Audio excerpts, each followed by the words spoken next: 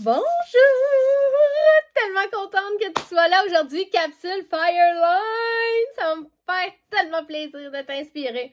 Aujourd'hui, on parle de détracteurs à l'ère des réseaux sociaux. On est pas mal coincés dans cette réalité-là, qu'il y a des inconnus qui, pour une raison ou une autre, s'étaient décidés de se réveiller du mauvais pied et que c'est nous autres qui allaient payer.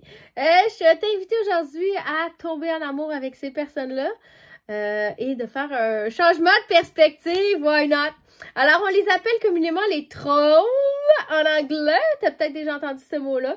C'est le monde qui ont comme envie de venir semer la zizanie. Ils se nourrissent, dans le fond, à piquer, à provoquer. Moi, j'avais entendu un jour dans la bouche de mon amie Stéphanie qui s'était lancée sur TikTok, là, il y a de ça peut-être 3, 4, 5 ans peut-être. Elle avait dit, ça m'avait tellement marqué, elle avait dit Maëlie, qui était sa fille, sa complice, oh mon Dieu! Oh mon Dieu, Maëlie, viens voir, on a notre premier haters! Puis là, les deux ont fait ah! Puis là, ils se faisaient des câlins, puis ils sautillaient. Puis là, tout le monde dans la salle, quand elle racontait ça, on était comme what? C'est quoi le rapport? Où il y a un gros changement de perspective, c'était que elle, la minute que commençait à voir du monde de l'extérieur, ça veut dire que la distribution a été plus grande, ça veut dire qu'on atteint le niveau viralité.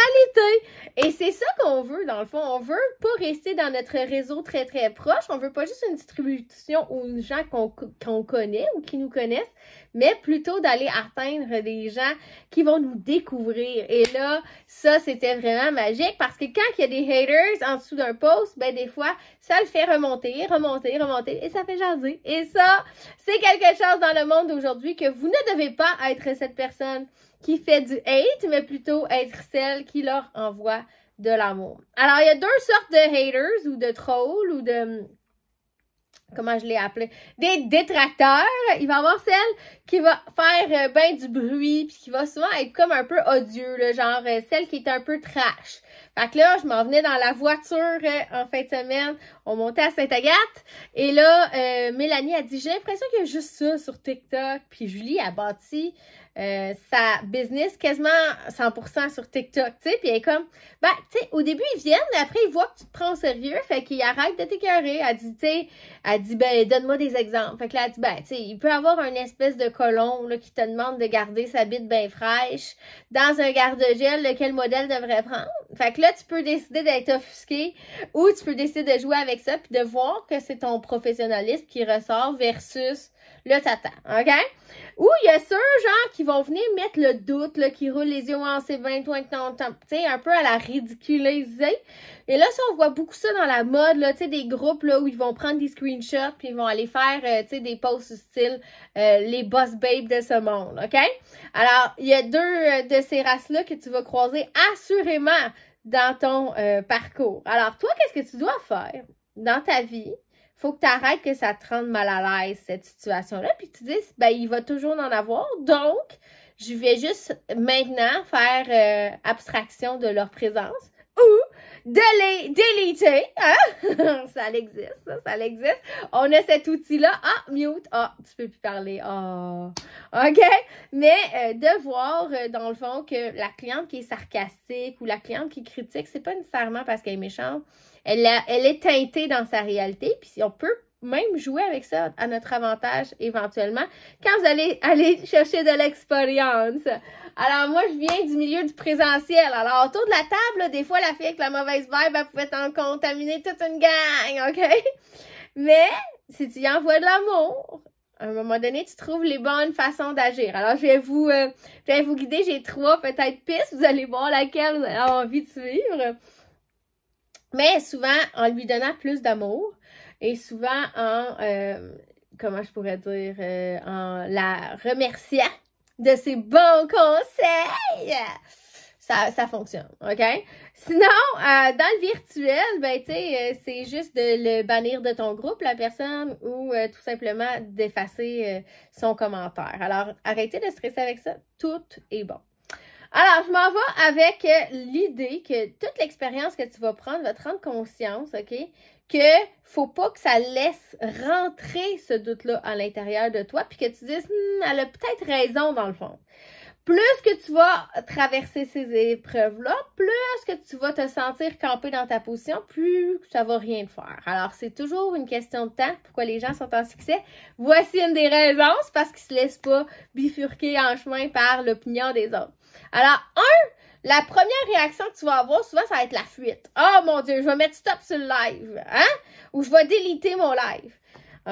Ou tu vois, genre, quelqu'un t'a dit que c'est pas bon dans un kiosque. OK, merci. Puis on part à courir, puis on revire de bord. Fait que ça va peut-être même ton cerveau t'empêcher de poster. Là. Ouais, mais d'un coup, que ma belle-sœur va le voir, puis elle va encore rire de moi, puis le monde va me juger à job. Puis là, de moins en moins, on poste parce qu'on se laisse affecter. Fait que là, je dirais que la fuite n'est pas une bonne option. Par contre, elle est naturelle. La deuxième, le réflexe naturel, peut-être que vous avez ça avec vos enfants ou votre douce moitié, c'est à travailler aussi, c'est la confrontation. Ah! Je m'en vais à la guerre, on va le faire, le débat. Moi, j'ai connais les arguments. C'est pas une pyramidale, non! Le micro-ondes, c'est pas si pire que ça. OK? On a des fois le goût de faire du butthead comme ça parce qu'on connaît la réponse. Même, on va y aller genre, en tout cas, je te juge vraiment d'acheter du suremballage, blablabla. Parce nous, on a la science infuse, on va se sentir même supérieur. Est-ce qu'on est toutes coupable d'avoir agi de cette façon-là à un moment ou à un autre, mais des fois, tu dis même pas rien, mais c'est ta face qui juge, OK? Alors, on est dans une comment je pourrais dire? Dans une ère où tout le monde a envie de donner leur opinion, ils sont très puissants derrière leur clavier d'ordinateur. Alors, je veux juste vraiment que tu saches que la plupart des gens que tu vas confronter là-dessus, ils vont vraiment juste monter leur garde versus essayer de les comprendre ou donner les bons arguments, je m'en viens dans quelques secondes, vont probablement s'attendrir parce que derrière le clavier, ils sont pas mal... ils se sentent pas mal forts jusqu'à temps qu'on sache qui ils sont, puis évidemment... qu'est-ce qu'ils ont à nous transmettre comme héritant, là, OK? Parce que c'est souvent ça. Alors, est-ce que tu penses que je pourrais gagner si je décide d'attaquer? Pas plus, OK? Parce que c'est pas gagnant si je veux recruter la personne ou si je veux que le Tupperware garde un bon nom. C'est pas gagnant de salir la réputation. Alors, on va pas à la guerre, OK? On peut peut-être gagner l'argument, mais malheureusement, ça va faire qu'on va perdre la guerre. Alors, on efface tout ce que je viens de proposer, parce que ça, c'est les réflexes naturels. Même si je connais les statistiques, c'est pas là que je vais y sortir, là. Je vous ai fait remonter quelques vidéos. Je vous ai fait toutes les statistiques du MLM. Quand les gens vont vous mettre un doute que c'est une business, un scam, que c'est pas payant, whatever, c'est hallucinant comment ces chiffres-là sont impressionnants. Alors, retournez voir. Si tu l'as déjà vu, tu peux écrire dans le chat « Fire! » Je les ai même écrits, je les ai même répondu dans un de mes lives. Bravo! Qu'est-ce que j'ai envie juste de te dire, c'est qu'il y a une troisième approche, puis celle-là a une piste de beaucoup de résultats plus positifs en tout cas, OK? Alors, premièrement, l'idée de dire à la personne, ça m'intéresse pas de te persuader en ce moment. J'ai envie que tu me racontes c'est quoi l'histoire. Pourquoi ça t'affecte à ce point-là? Tu sais, là, évidemment, je suis en train de parler à la personne avec de l'attitude des yeux qui roulent, là, et non à celle qui veut mettre sa bite dans le Tupperware, là, OK? Vous avez bien compris, là? Faut savoir choisir ses batailles, OK? Puis, en gros, dans le fond, cette personne-là, plus que tu vas t'intéresser à son histoire, comprendre c'est qui, toi, dans ta famille qui l'a fait, c'est-tu toi, c'est-tu ta femme, c'est-tu ta belle-sœur, une connaissance, pourquoi ça t'affecte à ce point-là, est-ce que tu le sais, c'est quoi qui est arrivé comme histoire pour que ça te garde un goût amer comme ça. Puis, si tu analyses, tu peux poser la question très honnêtement. Tu sais, si tu me permets, là, est-ce que je peux te demander qu'est-ce que dans tout ça qui t'a déçu? C'était-tu les personnes qui t'ont recruté, les uplines? C'était-tu le MLM en général? C'était-tu la compagnie? C'était-tu le produit? Parce que souvent, plus tu poses des questions, tu vas te rendre compte que tu comprends. Si tu avais traversé ça, toi aussi, tu serais amer. Toi aussi, tu serais aigri. Toi aussi, tu serais pas sûr. Colin, je suis désolée pour toi. Sérieusement, d'humain à humain, personne ne mérite ça. Très important de réaliser ça. Si j'étais dans ses chaussures, probablement j'aurais agi de la même affaire. Mais là, moi, comment j'emmène les gens qui ont des mauvaises expériences, pas juste en MLM, dans la vie, là, tu sais, j'ai fait un live, il y avait personne, ben, j'en ferai plus jamais. Non. Tu sais, non. C'est pas comme ça que ça marche. OK? Alors, moi, c'est comment que je vous emmène. Si t'étais sûr que ça va réussir, est-ce que tu serais game d'en... T'aurais-tu une ouverture à te réessayer d'en faire un live? Ben sûr. Si t'étais sûr, là... Bon, parfait, il faut que tu te pratiques jusqu'à temps qu'il y en a du monde qui arrive, puis là, boum, ça va débouler les résultats. Même concept. Fait que si t'étais sûr que le produit, il te plaisait déjà, là, puis que t'étais bien entouré, puis que t'avais un revenu supplémentaire potentiel qui t'allume, est-ce que tu serais ouvert à rejeter un œil à cette idée-là? À cette idée-là de peut-être te réimpliquer. Fait, en posant les bonnes questions, il y a des bonnes chances que les gens se réveillent, parce qu'on va se dire les vraies affaires. Si c'est vraiment une question de la dernière entreprise, ça n'a pas bien fonctionné, moi, je trouve ça triste parce que pas mal toutes les entreprises auxquelles tu te greffes dans la vie et que tu t'investis, puis que tu te donnes et que tu réalises qu'il y avait des mauvais acteurs dans différents départements ou que c'était pas bien géré, malheureusement, t'es pas à l'abri, même si c'est pas un MLM, right? Alors...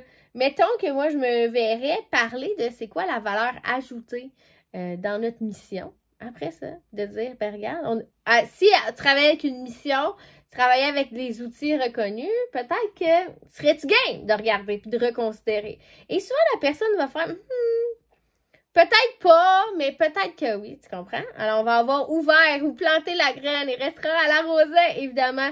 Mais des fois, les gens sont pas mal plus réactifs. Voilà, on en a parlé l'autre fois, que si j'avais envie de l'emmener dans notre univers une étape à la fois. Donc, comment je pourrais dire? Ceux qui sont les personnes les plus récalcitrantes, OK? Puis là, je vais vous raconter une dernière miette d'informations. Moi, j'étais la fille dans la démo qui faisait « Arc, penses-tu vraiment j'ai besoin d'un hachoir? » Arc, voyons donc à faire un macaroni au micro-ondes. Si tu réussis à virer... Si tu réussis à virer de bord la personne qui est de base plus réticente, ça veut dire que il y a des bonnes chances que ça soit quelqu'un qui est pas mal intense. Et les gens intenses réussissent bien en MLM. Alors, je tenais juste à souligner ça. Si jamais, quelque part, il y a du monde qui était des détracteurs qui te menaient la vie dure, serre-toi-en pour faire des apprentissages. Il paraît qu'on devient plus fort quand il y a de la résistance. J'embrasse!